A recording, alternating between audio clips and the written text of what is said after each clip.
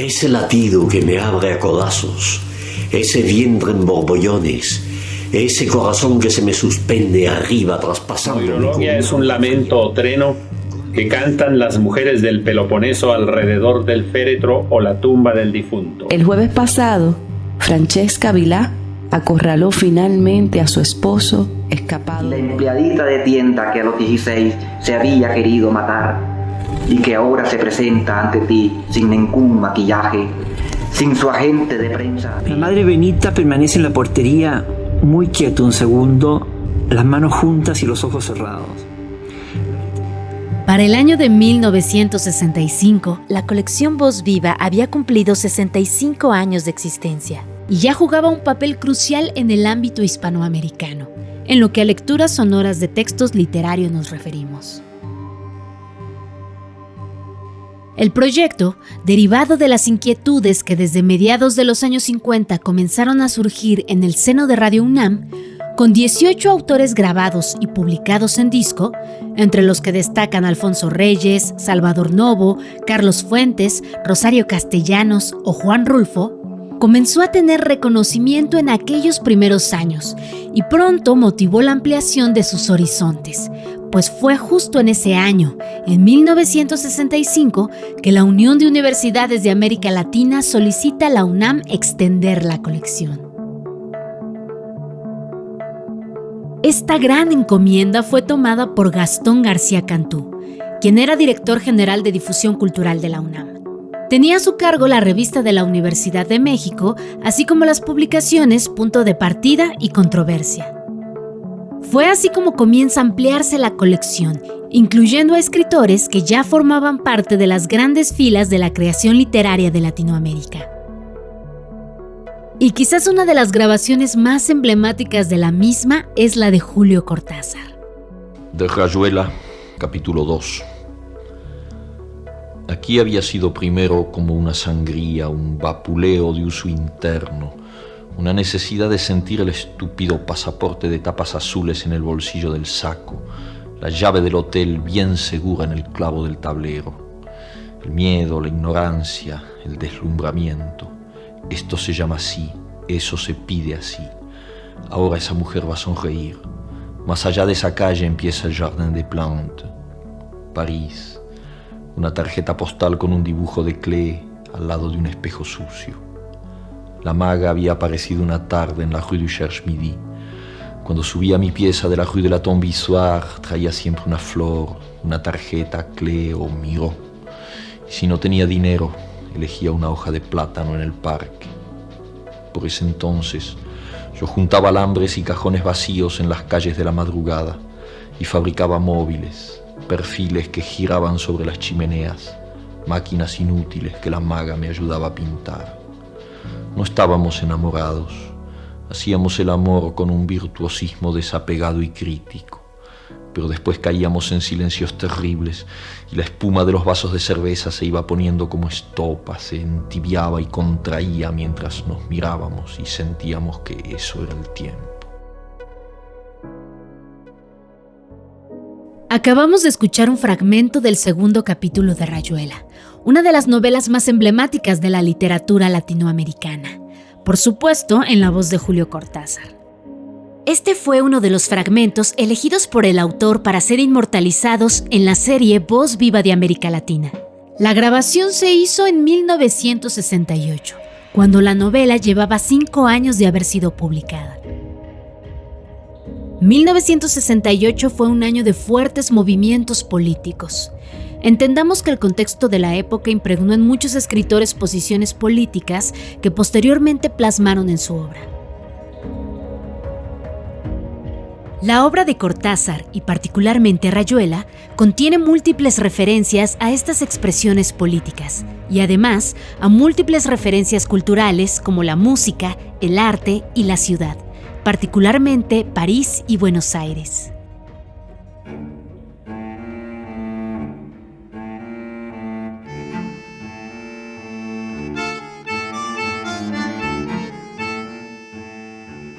Carlos Monsiváis escribió en mayo de 1968 el artículo titulado Bienvenidos al universo de Cortázar.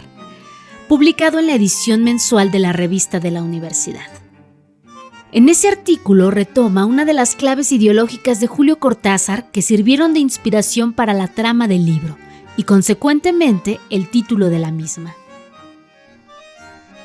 Cuando pensé en el libro estaba obsesionado con la idea del mandala, en parte porque había estado leyendo muchas obras de antropología y sobre todo la religión tibetana.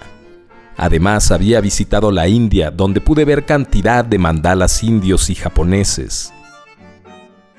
El mandala, el laberinto místico de los budistas, suele ser un cuadro o un dibujo dividido en sectores, compartimentos o casillas, como la rayuela, en el que se concentra la atención y gracias al cual se facilita y estimula el cumplimiento de una serie de etapas espirituales. Es como la fijación gráfica de un progreso espiritual. Por su parte, las rayuelas, como casi todos los juegos infantiles, son ceremonias que tienen un remoto origen místico y religioso. Ahora están desacralizadas, por supuesto, pero conservan en el fondo algo de su antiguo valor sagrado. Por ejemplo, la rayuela que suele jugarse en la Argentina y en Francia muestra a la tierra y el cielo en los extremos opuestos del dibujo. Todos nos hemos entretenido de niños con esos juegos, pero en mi caso fueron desde el comienzo una verdadera obsesión. Cortázar no fue el primer autor grabado para esta serie. Fue precedido por grandes figuras como Pablo Neruda. Sobre mi mala educación. ¿Cuál es el cuál? ¿Cuál es el cómo? ¿Quién sabe cómo conducir? Miguel Ángel Asturias. En medio de las hamacas hay una forma de barro endurecida al sol. Una especie de jarra sin asas, con dos hoyos abiertos lado a lado en el borde superior. Y Alejo Carpentier. Cubierto de papeles, cueros, trapos, esqueletos de paraguas, alas de sombreros de paja, trastos de peltre agujereados, fragmentos de porcelana. Ellos también grabaron en los años 60 su obra. Sin embargo, la colección arrancó con textos grabados de Benito Juárez, José Martí y Rubén Darío, en voz de Antonio Carrillo Flores, Juan José Arriola y Rubén Bonifaz Nuño, respectivamente.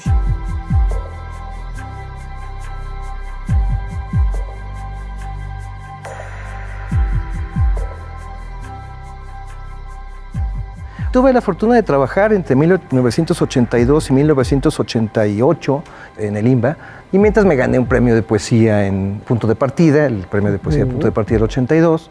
Después recibo la beca de jóvenes creadores, y después me gano el Premio Nacional de Novela, y después voy a la Ibero a dar clases. Dirigí Voz Viva, que además me encanta esa colección porque son palabras de seres ausentes. Es decir, reeditar a Octavio Paz o reeditar a José Gorostiza fueron para mí cosas maravillosas. Escuchar a Alfonso Reyes. O escuchar a Alfonso Reyes, todos los cuatro discos. A Rosario Castellanos. Es escuchar las voces de los ausentes, y otra vez vuelven las ausencias a hacerse presentes, ¿no? Vuelve este oxímoron extraño donde la voz sigue, pervive, sobrevive a su autor y está ahí, ¿no? La voz que acabamos de escuchar es del escritor y editor Mauricio Molina en una conversación con las escritoras Rosa Beltrán y Rosa Montero. Además de ser autor de más de una veintena de libros, Molina fue coordinador de la colección Un Gran Periodo. Él mejor que nadie definió la esencia de la lectura en voz alta por parte de su propio autor o autora. Escuchemos algo que escribió al respecto en la revista de la universidad, publicación de la cual también fue jefe de redacción. Cuando escuchamos la grabación de un narrador o de un poeta, asistimos al doble encanto de la lectura y de la presencia. El autor interpreta su texto de la misma forma en que lo haría un pianista con una partitura. Lo hace cantar. La voz nos acerca a la persona que ha escrito el texto y se convierte en la manifestación inmediata de una ausencia. El poeta, el narrador, el ensayista no están con nosotros, ya por muerte, ya por lejanía, pero se manifiestan fantasmales gracias a la magia de la grabación.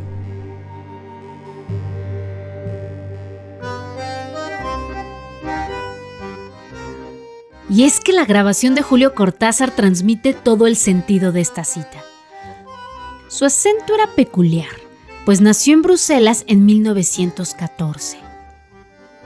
Era hijo de padres argentinos. Su padre fue agregado cultural en la Embajada de Bélgica en el periodo de la Segunda Guerra Mundial. Y fue en 1918 que regresa junto con su familia argentina, cuando Cortázar tenía 4 años de edad. De ahí su acento francés argentino. No hay duda de que se trata de él. Conducta en los velorios. No vamos por el anís ni porque hay que ir. Ya se habrá sospechado. Vamos porque no podemos soportar las formas más solapadas de la hipocresía. Mi prima segunda, la mayor, se encarga de cerciorarse de la índole del duelo, y si es de verdad, si se llora, porque llorar es lo único que les queda a esos hombres y a esas mujeres, entre el olor a nardos y a café, entonces nos quedamos en casa y los acompañamos desde lejos. A lo sumo, mi madre va un rato y saluda en nombre de la familia. No nos gusta interponer insolentemente nuestra vida ajena a ese diálogo con la sombra.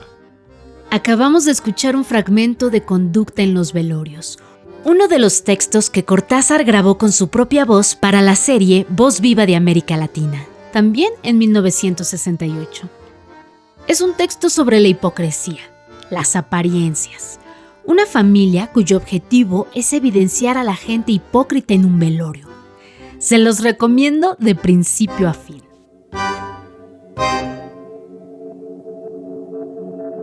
Nuevamente citamos a Mauricio Molina. Al escuchar una grabación de voz viva, a menudo nos detenemos a pensar en la belleza, en la dureza, en la suavidad o incluso en el desagrado que nos puede producir la voz, la entonación o el peculiar acento de un escritor. En todos nuestros autores encontramos tonalidades alícuotas que demarcan en la música instrumental los fenómenos acústicos indeseados y acompañantes producidos por el material de que está hecho un instrumento. La voz de un escritor es de una tonalidad alícuota en su estado puro, música concreta. Escuchamos literalmente de qué está hecha la voz del autor. ¿Y de qué estaba hecha la voz de Cortázar? De sabiduría, básicamente. Después de estudiar letras en Buenos Aires, fue maestro rural y en 1951 viajó a París para continuar su preparación, ciudad en donde trabajó como traductor de la UNESCO. Para la publicación de su primer poemario titulado Presencia, usó el seudónimo Julio Denis. Esta obra la publicó antes de los 60, al igual que el famoso Bestiario. Vamos a escuchar un fragmento de uno de los cuentos incluidos en esta obra. De Bestiario, Casa Tomada. Nos gustaba la casa porque, aparte de espaciosa y antigua, hoy que las casas antiguas sucumben a la más ventajosa liquidación de sus materiales, guardaba los recuerdos de nuestros bisabuelos, el abuelo paterno, nuestros padres y toda la infancia. Nos habituamos, Irene y yo, a persistir solos en ella, lo que era una locura, pues en esa casa podían vivir 8 personas sin estorbarse. Hacíamos la limpieza por la mañana, levantándonos a las 7, y a eso de las 11 yo le dejaba a Irene las últimas habitaciones por repasar y me iba a la cocina. Almorzábamos a mediodía, siempre puntuales. Ya no quedaba nada por hacer, fuera de unos pocos platos sucios. Nos resultaba grato almorzar, pensando en la casa profunda y silenciosa, y cómo nos bastábamos para mantenerla limpia. A veces llegamos a creer que era ella la que no nos dejó casarnos. Ya en los 60, Cortázar era uno de los escritores más importantes del llamado boom de la literatura latinoamericana, junto con Gabriel García Márquez, Mario Vargas Llosa, Juan Rulfo, Carlos Fuentes, Jorge Luis Borges, entre otros. Dentro de los géneros de poesía y cuento, era un verdadero maestro, pero sin duda demostró su gran capacidad como novelista con la ya mencionada obra Rayuela.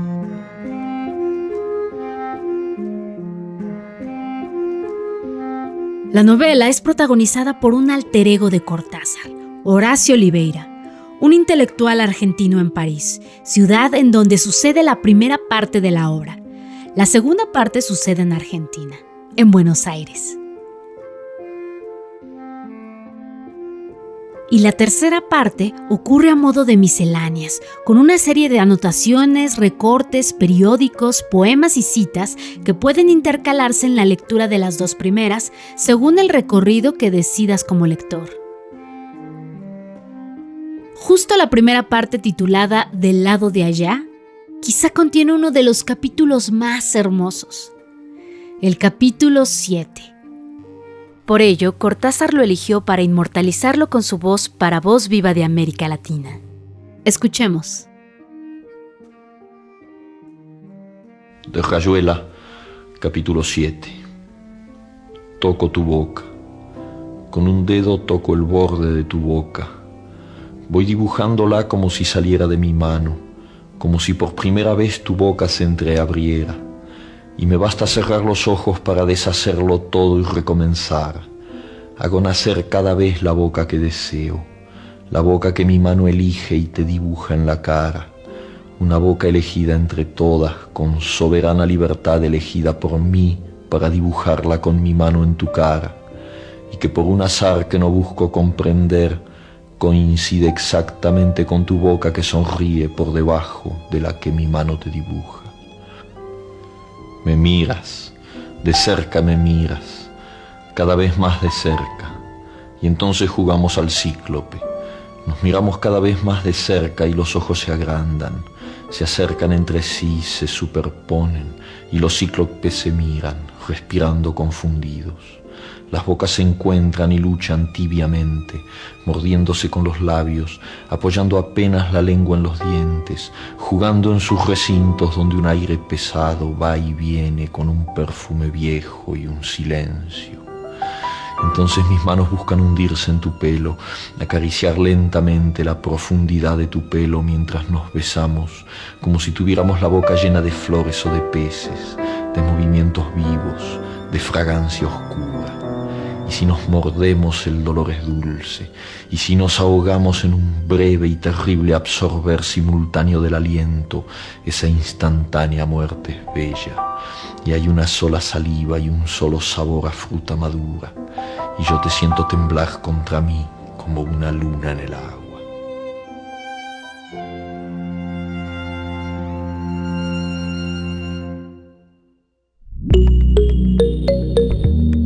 Cortázar grabó 2 capítulos de Rayuela tan solo 4 años después de haber publicado la novela.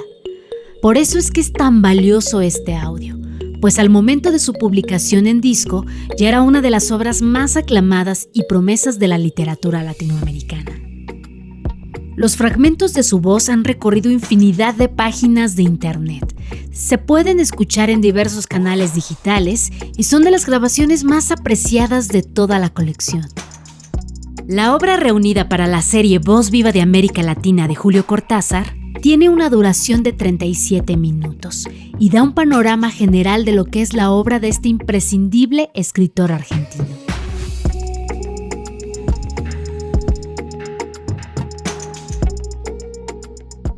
Otros autores y autoras que puedes disfrutar en la serie de Voz Viva de América Latina, que se publicaron en esta primera etapa, son Gabriel García Márquez, 100 años de soledad. Úrsula tuvo que hacer un grande esfuerzo para cumplir su promesa de morirse cuando escampara.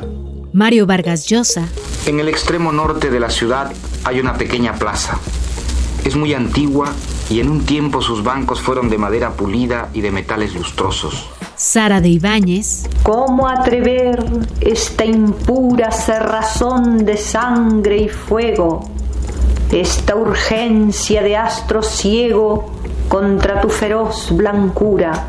Y Augusto Monterros. En un lejano país existió hace muchos años una oveja negra.